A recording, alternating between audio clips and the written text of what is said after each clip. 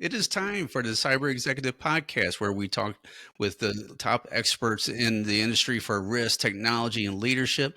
I am your host, Marc Ashworth, and today I have the pleasure of having my friend Andrew Burton with Homefront Fitness here with me today. Andrew, thank you very much for being here as my next guest on the latest episode of the Cyber Executive Podcast. You're welcome, Mark.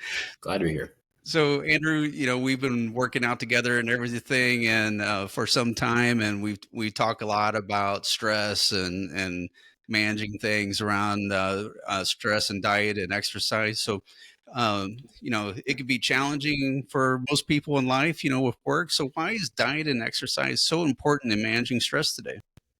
So yeah, I would say diet and exercise are probably two of the most underrated forms of stress mitigation, relief, however you want to describe it. A lot of people really don't understand just how far or how much of a difference it can make having a proper diet and regular exercising as far as lowering your general stress in day-to-day life, especially in today's society and the business world. Everybody gets wrapped up in working as many hours a week as they can, getting as much done as possible in a short amount of time as possible as they can, and not really just setting that time aside for themselves, which exercise could be that time to yourself for some people. Just having that structured schedule, daily, weekly, so on and so forth, just setting that time aside alone can help manage stress without even actually applying the exercise to it. Now when you actually dive into working out, you release endorphins, which are known to lower stress, kind of calm yourself, lower your heart rate, so on and so forth. There's actual many studies on the effects of exercise, how much it improves your mental health, your mental well-being. Even a strong correlation between people that regularly exercise and depression, anxiety risks, or even the risk of more extreme things like suicide. People that regular exercise, I think even just a minimum, I believe 35 minutes a week showed a statistical difference in a lower rate of anxiety and depression compared to your sedentary population. Diet, of course, just not having well-rounded diet affects all aspects of your health. People usually just think physical health, like, oh, if I eat too much, I'm gonna be overweight, or if I don't eat enough, I'm gonna lose weight. But diet's much more complex than that. One thing a lot of individuals don't realize is your brain, for example, runs entirely on fat. So if you don't have good, healthy fats in your diet, period, your brain won't function correctly. So things like, nuts, fish, seeds, other oils, peanut butters that provide good, healthy fats actually are fuel for your brain. And without that fuel on a regular basis, your brain already won't be functioning 100%. So I could dive into the million different ways all of those things can help you, live better or feel better. But that's just kind of a little snippet right there. Yeah, and I think you mentioned one important thing or one sign that is important is depression is something that if you're not well managed, that stress could really be a part of that, and exercise can help lift you out of there potentially. But what are some other signs of stress that your body might be telling you that maybe you may or may not recognize, or maybe someone you recognize in somebody else?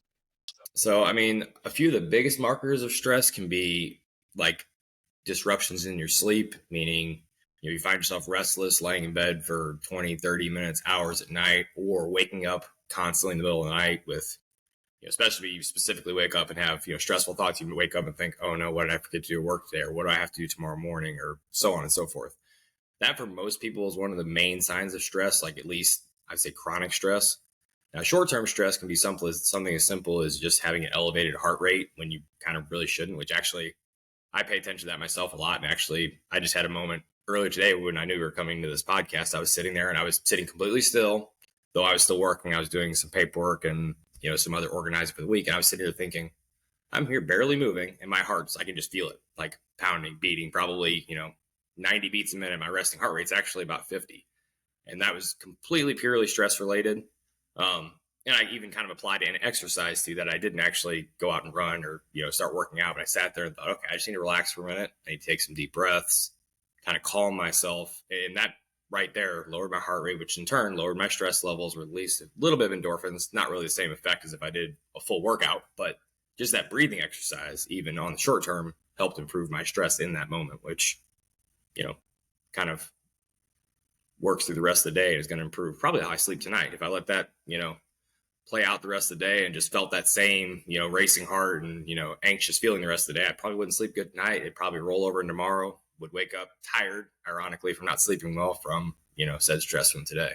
So, I mean, you can do little exercises like that, or, I mean, it's very kind of counterintuitive, but if you have that same feeling, if you're very stressed or anxious and like have that racing thoughts or racing mind or, racing heart for that matter, if you're actually able to somehow go out and do something that does physically exert yourself somewhat, even if it's something as easy as just a light walk or a slow jog, something that will actually elevate your heart rate up to a point above normal where it's supposed to be, it can actually have a resetting effect. You can actually, say if I'm just sitting there, my heart's racing at 90 beats a minute, I'm anxious and my thoughts are racing, I go outside, go for a good walk or a jog, get my heart rate up there, walk back, let myself cool down, and lo and behold, your heart rate will come back down, your blood pressure would come back down if you're there to actually, check it. And, you can basically give yourself a reset even in the middle of the day, if you have the ability to do that. I know if you're in the office, you might not have the ability to go out and go for a jog in the middle of the day. But even like the breathing exercise, like I talked about, if you can apply that as an exercise to kind of calm your mind to, change what your body's doing. Yeah, and that's a good point. And I've done that in the past, and I apologize for stressing you out for this podcast and stuff. So it's that's the way I Not a feel big when I deal. know I'm going to come and work out with you too. I don't, so the same thing, right? So Exactly.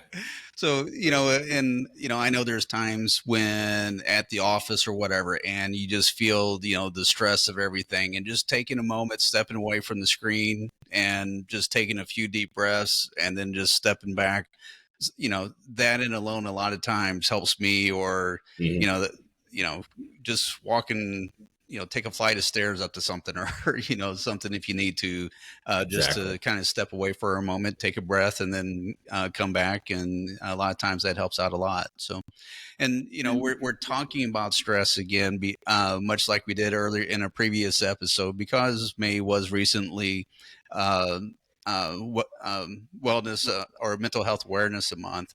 And unfortunately, this is, we're now recording this in June because we couldn't align our schedules and everything. But I still think it's very relevant and very important and get a different perspective on how exercise and diet, helps you become more well managed and managing terms of stress. And so, what are some ways that well managed in those terms look like for someone, and especially in the sense of managing stress? So, like, what way you're asking, like, what well managed stress should look like, would look like, if you're asking me, Right, or right. So, what is, if you're managing your body well, you should be hopefully dealing with doing stress kind of doing better. X, Y, and Z. What should you be Yeah, doing? I which is a mean, lot of what you've been saying here. yeah, So, yeah. I mean, having having that structure, it doesn't have to be structured to a T. But when you start off in the morning, when it comes to diet, I mean, waking up and just knowing it's part of your day. Like, I'm going to wake up, I'm going to have a healthy breakfast, I'm going to get some a good solid kind of protein in, eggs or bacon, or it could be vegetables even for that matter.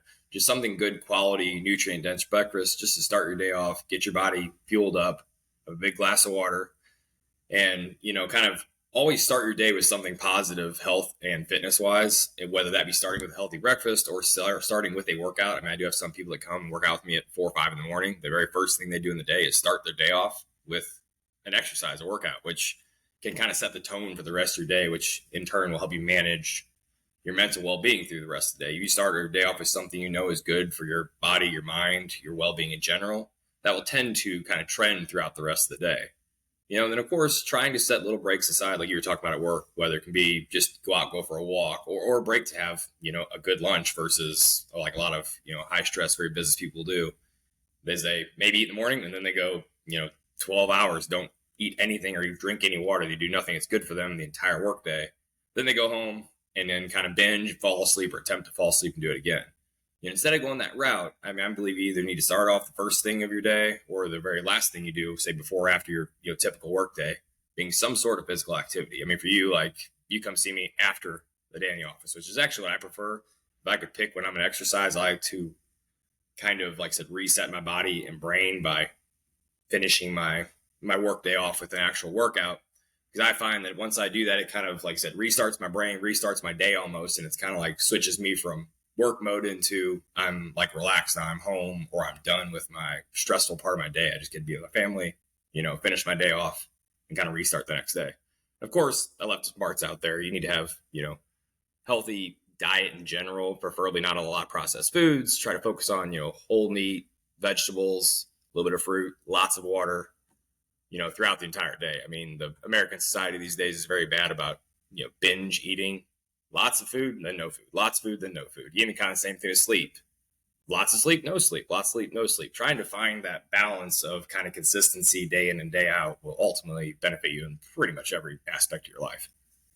Yeah, and I think you said something really important is starting your day off properly and everything. And I know back on episode 7 when we were talking with our former Olympian Sherry Wynn, she was talking about the first thing to do is start with those positive thoughts in the day to load yourself up because throughout the day it's going to be taking those hits and everything just because of the general Exactly. negativity that is out there and stuff. So starting those positive thoughts with a good diet, and maybe if you can exercise ahead of time, is all I think a really good way to start the day when possible. Yeah, exactly. Just the big takeaway there is being it doesn't even have to be exercise, diet, start your day, but start your day off with something positive. Mhm. And that could be, like I said, just positive thoughts, affirmations that, okay, today's going to be a good day. Starting your day off the first thing you wake up with something positive versus something negative, whatever there might be to you, can go a really, really, really long way. If you start your day off negative, the rest of the day is probably going to want to tend to feel that way, even if it isn't. Whereas if you start off with positive thoughts, your day is going to usually tend to feel more positive, even if it might inherently be the exact same day there on out anyway. Yeah, definitely. So we've kind of been talking a little bit about diet and the importance of that, and there are a lot of different diets that's out there. What do you recommend for a proper diet to lose weight and manage stress? I know you've hit on some key points, but is it the Mediterranean diet? Is it the carnivore, or is it just a matter of eating whole foods and cutting out the junk? So, I mean, if your goal, say if somebody's goal is to lose weight, um, all those diets you listed will work. I mean, but all diets work for the same reason. If you're dieting to lose weight, ultimately you have to average a lower calorie intake per day than you're intaking. Or sorry, you have to average a lower calorie intake per day than you're expending. So you have to expend, meaning burn more calories you're intaking. And it doesn't have to be, every single day, but on average over weeks, months, years, so on and so forth, you'd be taking in slightly less than you are eating. And all those diets, essentially, if somebody loses weight on one of those diets, it's working for that same reason. Whether it's a Mediterranean diet where it's all mostly seafood, vegetables, generally speaking, meat or fish, food that comes from the ocean tends to be fairly low calorie and high in protein. Carnivore diet, obviously really high in protein and lower in calorie because you're not eating carbs because there's no carbs in the carnivore diet. I mean, same thing with even, like the old Atkins diet or even any kind of low carb diet. Same thing. Ultimately, you're getting a lower calorie diet because you're cutting out an entire food group that most people tend to base half their diet off. Most Americans eat 40-50% of their diet being carbohydrates. So you go on an Atkins diet, you're probably cutting out half your calories or close to it. So inherently, you will most likely lose weight. Flip side of it, you can also actually manage to gain weight on any one of those diets too. I mean, it's even possible, it seems crazy, but even on a carnivore diet where it's only meat or eggs, cheese, so on and so forth, you could actually gain weight. You'd have to eat a lot of meat, and most people aren't going to eat, 6 pounds sirloin steak a day or whatnot, whatever it takes to gain that weight. So I don't really have like a specific diet that I tell people they have to go by. I generally do go off like a kind of count your macros, meaning count your calories, count your carbs, count your protein, count your fat, and figure out what you're intaking on a given day. Try to figure out about how much you're expending, and then try to design a diet or come up with a plan where you're burning more than you're intaking or expending more than you need.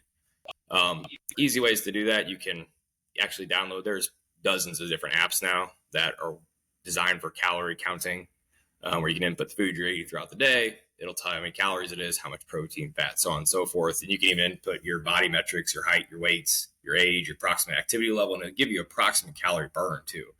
For most people, if you're not going to do all the math, that's kind of the easiest way to go about it. But again, if you don't want to go that route, if you pick something that you think will work for you, man, if I just cut out carbs, I could do that. That's going to help me lose weight. Then go for it. That'll work. Or if you go, man, I love meat, and that'll help me cut this and this and this out. If it works for you, I'm all for it, basically. Whatever, works best for the person also keeps you the happiest, which is going to, in turn, give you a better mental well-being as well, versus if you're picking a diet that you're just bored to death or you just If you hate counting calories, like you just hate the math, hate the organization of that, then well, that might not be the right way to go. But if you can easily just cut out a whole food group like bread, carbs, and that works for you, then go for it.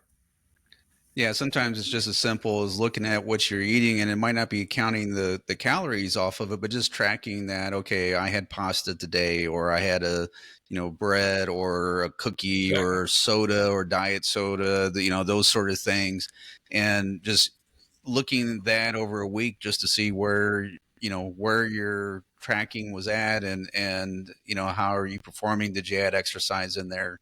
Helps out a lot.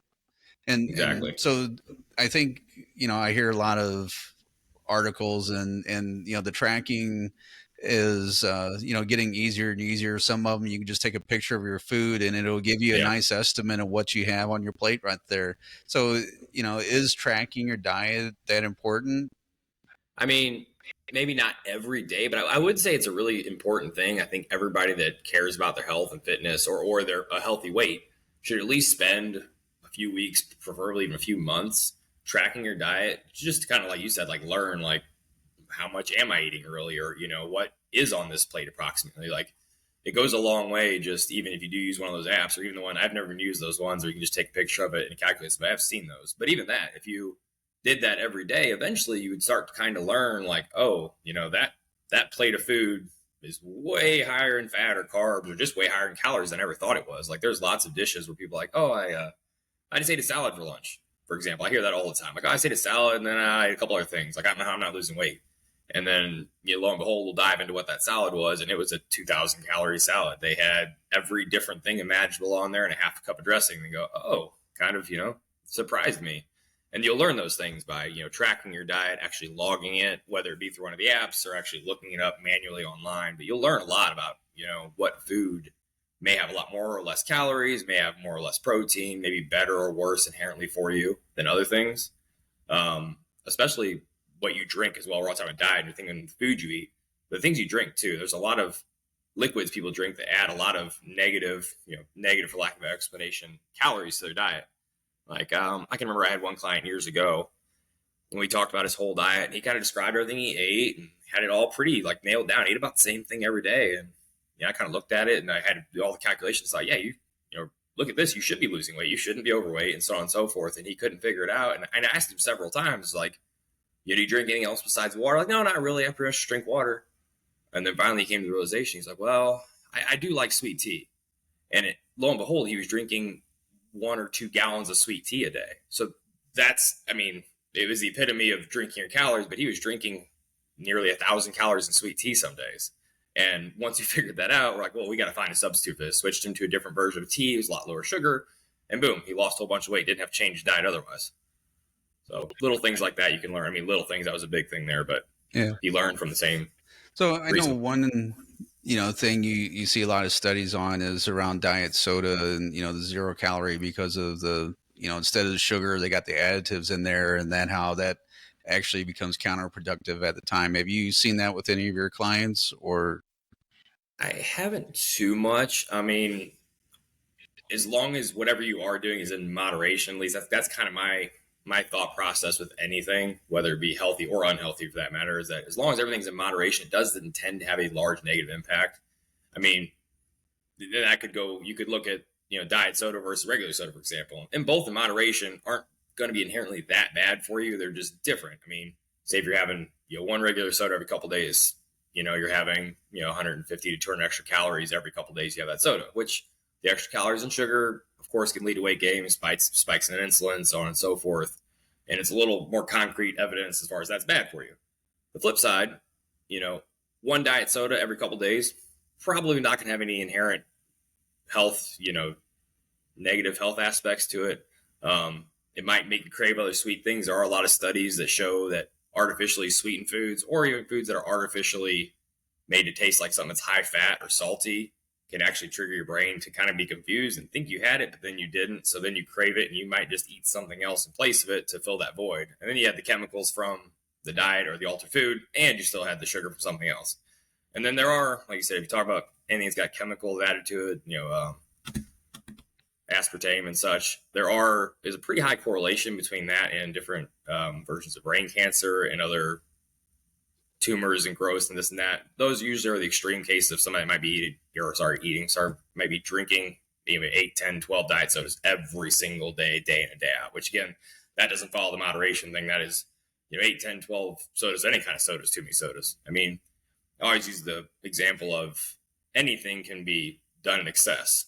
So everything has to have some level of moderation, no matter what kind of food you're eating, no matter what thing you're drinking. You can always have too much. You can also always have, not always have too little, but usually have too little. And use example of even water. Water is like the healthiest thing on earth. Almost everybody can agree with that. But if you only drink water and you drink, say, 10 gallons of water a day and nothing else, you actually deplete your body of all of your electrolytes, your sodium or potassium, which is what it takes for your body to function, for your muscles to fire, including your heart. And you can actually overdose, for lack of exercise, on water.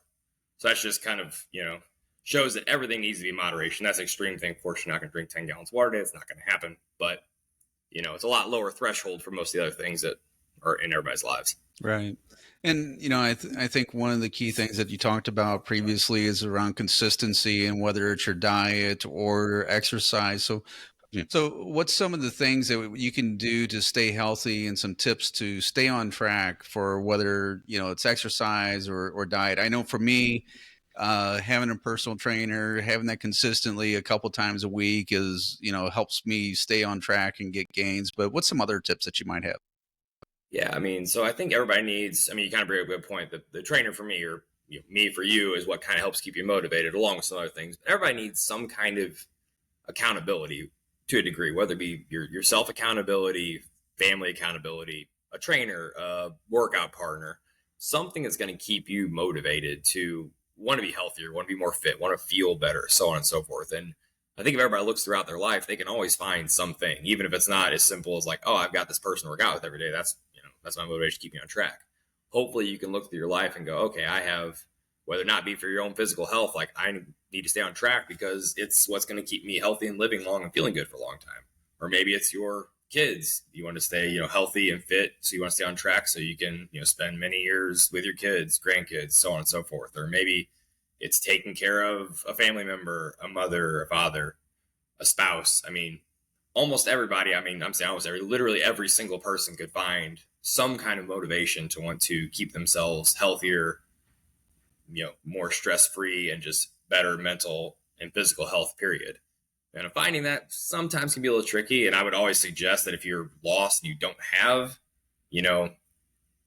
a set way to keep yourself motivated, if you have the access to a trainer or a group class or, another workout partner, I would wholeheartedly say you should reach out to somebody like that if you have the ability to do it, because it will 100% keep you accountable. Then you've got something, whether you're meeting your buddy at the gym at 5 o'clock every night, or you're meeting a trainer at 4 a.m. every day. If you've got an actual set schedule with another human being, the likelihood of you actually showing up and continuing to do it goes up and up and up. And you also add a little bit of social aspect to it, which can actually make the stress relief, mental health part of the whole workout experience even better. If you have that social aspect to it as well, you're also working out, you're helping your body, and then you might be, working on your social health. I don't know how else to word that, but I know, you know what I mean when you say you go to the office every day and you do talk to people, but you're talking to people in the work sense. Right. It's just part of what you have to do. It's not, oh, I'm doing this because I like to do it. Not that you don't like your job sometimes, I'm sure you do, but it's different than just being relaxed. Like, I'm going to go work out. I'm going to have fun. I'm not going to think about anything else, but I'm going to hang out with Andrew and we're going to talk and work out. Right.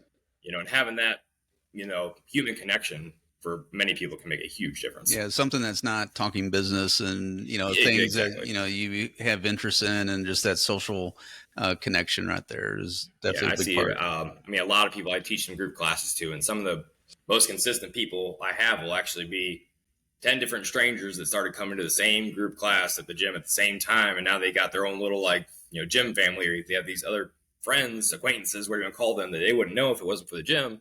And that gives them another level of accountability. Like, oh, I want to show up because I know Sharon's going to be there, or Annette's going to be there, and she's going to wonder where I'm at if I didn't go work out with her, and they'll be bothering me. And, people tend to start enjoying their time more once they have that, a little bit of that social connection as well. And that's not everybody. Some people like to be in their own little bubble, put their AirPods on, do their thing, don't be bothered at all. All depends on the person, of course. Yeah. And, we do run classes and that sort of things. And just that camaraderie of, when you're running and you're pushing your limits, and having, a friend there to run with you that maybe in better shape, maybe in worse shape, but then you're encouraging the other during that period of time too. So just having that interaction is just a good thing to do. Yeah, I mean that can sometimes be as simple as just even being in a gym or in a place, which I know for a lot of people is scary a lot of times to start out. But even if you go there and you're not actively working with somebody else, I mean, I'm sure you can attest this. It can be motivating just being in another room and going, "Oh, there's another person over there working hard, and that person's working hard, and man, he's way stronger than I am," or "Oh, she's brand new." There's all kinds of people all trying to make themselves better, and a lot of times that can just be uplifting. That can make your mood better just being in that building and seeing other people, improving themselves too. It kind of can motivate you just walking in the door. Yeah, and I think the important part is don't be intimidated by it because everyone's on their own journey. Exactly. So take what you're seeing from them as encouragement and not as a negative component of that. So Oh yeah, I've got to tell people that all the time. That's one of the most common, I'd say, barriers for a lot of new people coming to a gym, working with a trainer, or just working out in general. Is they're like, I don't want to be embarrassed. I don't want somebody to judge me or make fun of me or whatever it might be. And what most people don't realize, or maybe just need to be told, is that 99.9% of people in the gym not paying that much attention to you at all. But if they are, they're not going to judge you. They're happy you're there. Like I was just talking about, it's motivating probably to them. Like, oh man, look at that person. Look how hard they're working, and they're here. I could be here, and so on and so forth. Like you might inherently be motivating somebody else and actually helping them, and you don't even know it. right. Yeah, the one thing I love is just seeing the variety in there and just, whether it's someone young, someone older, and, what they're doing. And to me, that's uplifting and motivating and just, and I think it shows overall and just is, very encouraging to see that. So how many days a week do you recommend or, do I need to work out? And I know that's a loaded question, right? Because some people might have weight loss goals, some might have fitness goals. Some, it might be that, you're trying to gain muscle. And so all the different, reasons for that, there's, different time that you need to have in there. So in general, for maybe someone that's starting out, how many times should they exercise, do you think? So I mean, yeah, like you said, there's not an exact set in stone, like, oh, you have to work out exactly this many minutes a day, this many days a week. But I usually suggest a lot of beginners to at least start out with a couple days a week, just so they got a little more consistency than I'm just going to show up one random day and I'm going to do some things and that's all it's going to be. And even if it's just 2 days, I still try to tell people try to figure out how many days or how many times per week you can schedule in a pretty consistent time frame. You're like, okay, I can get to the gym, 95% of the time on Tuesdays and Thursdays at 5 o'clock, or Mondays, Wednesdays, and Fridays at 4 o'clock, or whatever it might be. Whatever is going to work for you that you think you can consistently do for the long term is always what I'm trying to find when I'm starting to work with a new client or new individual. You don't want to set your sights so high and go, oh man, I want to lose 50 pounds in 3 months. I'm going to work out 6 days a week, 2 hours a day, for as long as possible until I lose all that weight, because that's most likely not going to be maintainable for a lifetime. Because every person I ever talk to, whether it's a 18-year-old that's never been in a gym or it's a 78-year-old that's never been in a gym, is when you're starting your fitness journey, whatever that might be, the idea should be to be doing that forever. From then on out, as long as you're alive, you should be trying to maintain some version of that same consistency. It's not a short-term thing. I mean, even if you don't have weight to lose, you don't have muscle to gain, or you don't have any specific goals, everybody should be working out, doing some kind of physical activity consistently. So whatever you can do consistently, the more the better to a degree. I mean, I don't recommend more than 4 or 5 days a week unless you're training for a very specific, like you said, if you're trying to build a lot of muscle, if somebody's a competitive bodybuilder, maybe an Olympic runner or some kind of professional type athlete, well, yeah, they're going to train 5, 6, maybe even 7 days a week, probably for 2 or 3 hours sometimes. For your average everyday person, I'd say anywhere from 2 to 5 times a week, 30 to maybe 60 minutes per workout. A lot of people think it takes, multiple several hour long workouts to be really fit or to be really in really good shape, but it really doesn't. It takes a lot less than that. It's spread over a lot larger amount of time. I mean, personally, I get that question all the time, like, oh, how much do you work out? And some people think, oh, you must work out 5 times a week for 2 hours a day, which is so far from the truth. I probably work out on average 3 or 4 times a week, probably 35 to 50 minutes on average. Some weeks it's even less than that. Some it's more. But point being is I work out a few times a week, pretty much every week, 50 to 52 weeks a year, and I haven't missed a week in 20, 22 years, something like that. I might have a couple times in college where I stopped for a couple weeks, maybe. But that consistency is what's actually kept me relatively fit, healthy, of a good weight. It wasn't that I've been killing myself by working out 10 hours a week. I've just been consistently working out 2 or 3, maybe 4 hours a week for the last 20 plus years, close to 25 years, I guess now I say that. So consistency over time is far more important than, really high intensity. Consistency always wins in most aspects of life, actually. Right. Yeah, and I just want to add that you can't work out what you put in your mouth, and Sure. we did a lot of running last year, my wife and I, and at the end of the year we looked at Garmin, and it said we ran 300 some odd out or miles or whatever over the course of Mhm. the year, and that was around 24,000 calories. That's about 4.5 pounds after all that time and all that Yeah. effort that just that you burned off there. So it's all about what you shove in that big head, hole in your head here, so it's, Oh, yeah. and Exactly. If your goal, I mean, diet should always be important. But if your goal is to lose weight, you need to be dieting and exercising. But the diet is the more important and more easily managed, easily changed component that will net you much bigger weight loss or even really short term health benefits. Probably your diet as well. I mean, if you're eating, like I said, you're eating 5,000 calories a day, you're not going to run enough unless you're running the entire day to burn that off. But if you can, reel that back in and knock a couple thousand calories off and add just, 30 or 45 minutes exercise, then you kind of, tip the scales where you're burning a lot more calories than you're losing. I mean, I know for a fact if I wanted to, I could eat enough that there's, no way I could lose the weight. I could work out 3 or 4 hours a day and I could make myself gain weight. You can definitely, you can eat far more than you can ever burn. The exception of like, Michael Phelps or something like that. That's, swimming 6 hours a day. It's a little different. right. So, there's always a point whenever you maybe hit a plateau. So what happens when you're not seeing the progress that you're expecting? What's some tips that you would recommend there?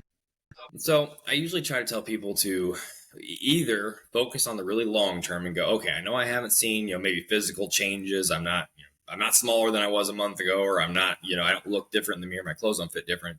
Either look really long term and just, kind of reassure yourself that this is what I need to be doing. This is healthy for me. Whether I'm losing weight now, I'm still moving my body, which inherently makes you more healthy. Like exercise and diet isn't always as simple as losing weight. Even if you're not losing weight or feeling like you're changing, like, oh, I don't feel any faster, I don't feel any stronger, I'm not losing weight.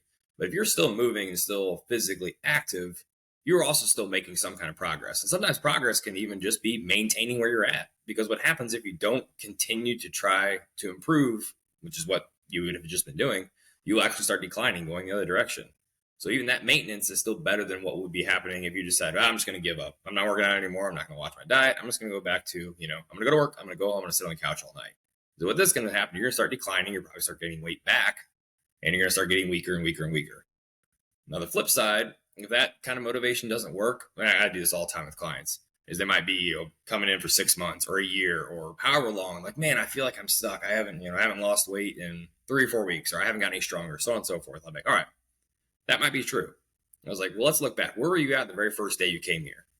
And 99% of the time, they're like, they immediately already know what I'm saying. They don't even have to like answer the question. They go, okay, you're right. They'll go look back and go, oh, you're right. I am, 40 pounds lighter than I was a year ago. Or, I can bench press 60 pounds more than I could, or whatever that might be. So it's like, okay, even if you feel like you're stuck, you probably aren't. You're probably maybe slowing down. You're probably not truly plateaued. People are inherently fairly impatient. So a lot of times they'll think they're at a plateau or they're stuck. And it might be they're moving a lot slower than they were at one point, but that doesn't always mean you're stuck. Okay. So, there's tons of exercises out there. So is there any in particular that you should avoid, from, let's say for someone that's getting introduced into this or just starting a fitness program? I mean, there's nothing would inherently avoid is just a certain exercise, unless you have some pre-existing, joint health issues, so on and so forth. I mean, if you've got, fairly moderate to severe arthritis, for example, like you should be avoiding lots of high impact, lots of running, jumping, things like that, or heavy weightlifting. Or, if you've like, I have a lot of clients that have previous back surgeries, have fused spines, things like that. You should avoid heavy versions of certain lifts, at least like a deadlift, for example, where you're picking a weight up off the ground. Like somebody has a recent spine issue, like they should still pick some up off the ground, but no, they shouldn't be going and picking up, several hundred pounds off the ground. That would not be a wise choice. But contrary to a lot of people's belief, even if you're a brand new beginner, or you do have other, injuries, things you maybe are working around, you should still be doing some variation, preferably of the same kind of basic exercises that even, maybe a 25-year-old fairly good athlete would still do. Now, it might not be the same load, it might not be the same speed, it might not be the same amount of reps. I might have which I have. I've got some college basketball players I train, and I've got them doing, one of them might be squatting 300 pounds, or they might be doing weighted box jumps where they're jumping 3 or 4 feet up in the air, laying on the box. Like, should your everyday, mom of 3 kids be doing that exactly? Probably not, but she should still be doing some version of a squat, maybe just with her body weight, maybe an assisted one hanging on to something, maybe a leg press, which is still a variation of a squat. And should she be doing a 40-inch box jump? No, probably not, but she'll still be training some semi-athletic movement, whether it just be jogging, which is still actually jumping, believe it or not. When you're running, you're actually jumping foot to foot, step to step. Doing those still very basic movements at a lower level benefit your overall health, fitness, wellness, balance, stress, all the other things, just as they would with anybody else. So it's just a matter of, loading the movements the correct way or doing the correct variation of those movements per where the person is starting out at. So I know, when you do or go to exercise, one of the important things is stretching and a warm up. So how important is that, both maybe before and then a cool down afterwards? So, some version of stretching for everybody, it is somewhat important. I say somewhat because it does depend some on the individual. As far as static stretching is concerned, a lot of people used to think, most would think back to maybe a gym class 20, 30, 40 years ago where you'd stand there and right at the beginning class, you'd stretch for 10 or 15 minutes. Now, more recent research has actually kind of figured out that that's not as beneficial as we thought it was, that more of like dynamic stretching, basically movement stretching, tends to have a bigger benefit. So having said that, even doing exercises with a very full range of motion is a type of stretching as well. So instead of having a lot of my clients, which you'll notice, we don't usually stretch when we start, working out, but instead we start off and do something very similar to the movements you're going to be doing. Like, hey, I'm going to be going running. So instead of your stretching to start, you might want to do some controlled high knees, pulling into your chest or butt kicks or something where you're moving your legs in a similar motion, but just at a lower load or an easier version to get warmed up. Go the same with even if I do have, say, a college athlete that can squat 500 pounds.